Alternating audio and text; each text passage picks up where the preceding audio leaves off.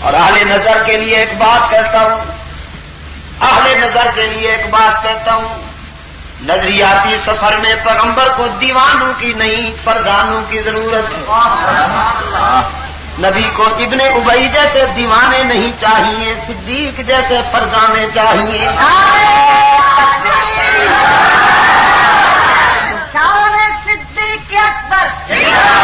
حضور سے محبت کرنی ہے تو ابو بکر سے سیکھو۔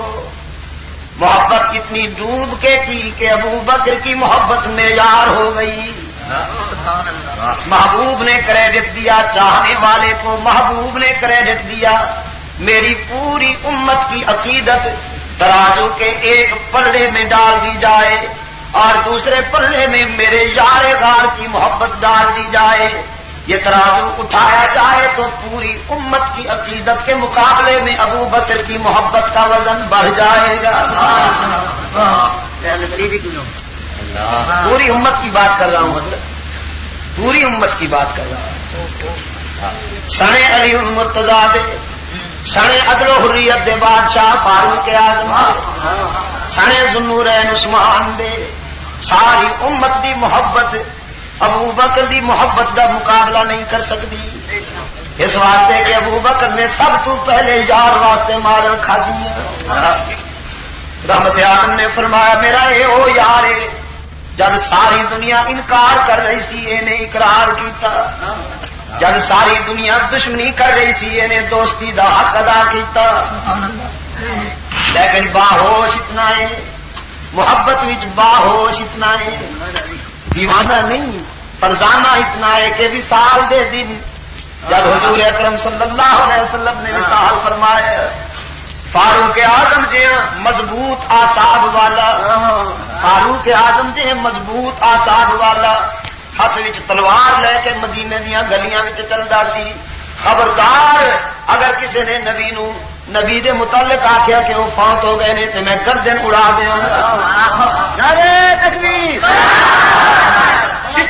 مدینہ دین شاہ صاحب، باہوش ابو بکر، فرزانہ ابو بکر، فاروق اعظم کو لا کے بازو پکڑیا، سامنے بٹھا کے فرمایا عمر تو کی آخرے وما محمد الا رسول۔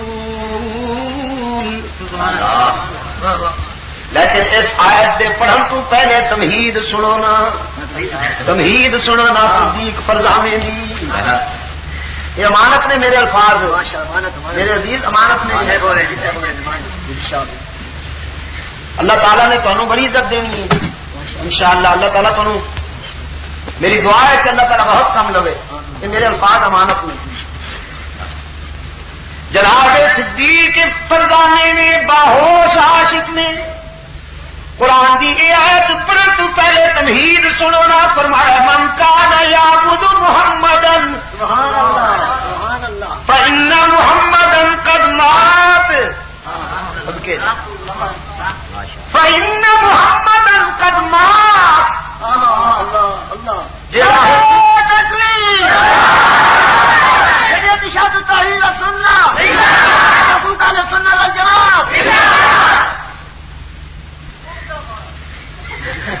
جیڑا حضور دا سجدہ کرن والا سی،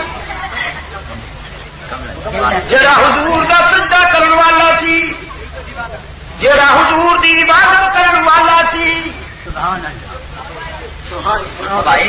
جیڑا حضور دا عابد سی، جیڑا پیغمبر نو معبود سمجھدا سی، اگر کوئی نبی نو ہمیشہ زندہ رہن والا سمجھتا سی تے میں ابھی غلط فہمی دی اصلاح کر دیا کہ ہمیشہ زندہ رہن والی ذات بس پروردگار دی۔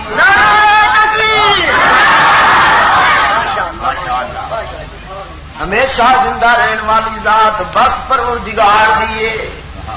خدا تو علاوہ کل نفس ذائقۃ الموت، اس ضابطے دے تحت سب نے موت دا مزہ چکھنا ہے۔